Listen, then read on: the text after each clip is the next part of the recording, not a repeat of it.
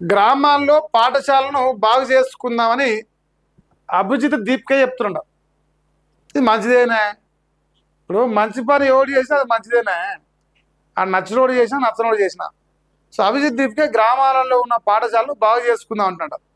దాని స్కెచ్ ఏంది? తల్లిదండ్రులు బడులకు వెళ్ళి వసతులను చూడాలట. ఇది తల్లిదండ్రులే, పేరెంట్స్ పోవాలట.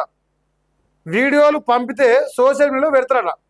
కొత్త పార్లమెంటు ప్రధాని ఇల్లు నిర్మించుకున్నాం, మరి కొత్త స్కూళ్ళు ఎందుకు నిర్మించలేదు?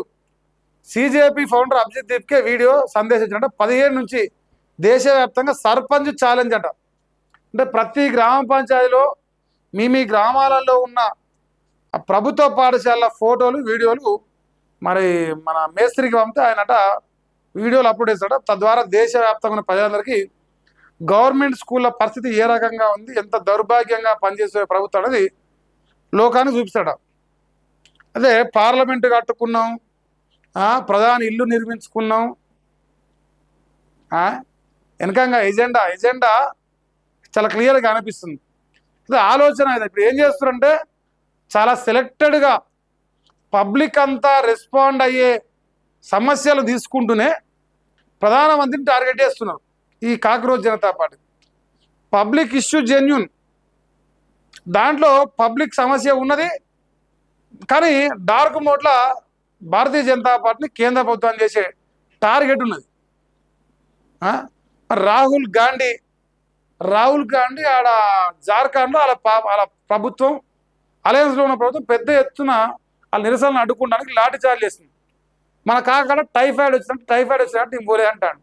నా పార్టీ మద్దతు, నేను మద్దతు అని రాహుల్ గాంధీ, ఈ కాక్రోచ్ జనతా పార్టీ రెండు కలిసి ఈ స్టేట్మెంట్స్ కానీ ఆగిపోయినాయి. ఒకవేళ ఇప్పుడు ఆడ బీజేపీ ఉంటే కాళ్ళకు గజలు కట్టుకొని ఆడ సింగులు లేపుకొని ఎగురుతుంది ఈ పార్టీకి.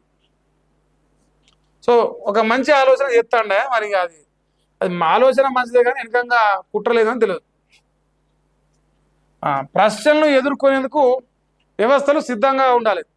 ప్రజలు తమను గౌరవించాలని భావిస్తే అంతే స్థాయిలో జవాబుదారీగా ఉండాలి. ప్రశ్నలను ఎదుర్కోవడం బలహీనత కాదు, అది వ్యవస్థల బలానికి నిదర్శనం. పౌరులకు హక్కులపై అవగాహన పెరిగింది. సుప్రీంకోర్టు జస్టిస్ విక్రమ్ నాథ్ వ్యాఖ్యానిస్తున్నట. నిజంగా ఇప్పుడు దేశంలో పౌర హక్కుల పైన అవగాహన పెరిగింది.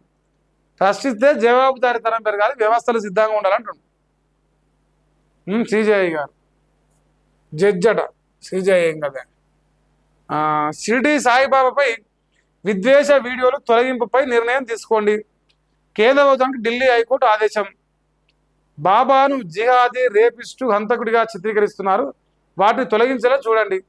ఇప్పటికే యూట్యూబ్ సంస్థకు విన్నవించాం, అయినా ఆ సంస్థ ఎలాంటి చర్యలు తీసుకోలేదు. న్యాయస్థానానికి తెలిపిన షిరిడి ట్రస్ట్ అట చూసుకోరు. ఎవడే వాడు వీడియోలు చేసేది. ఇంకా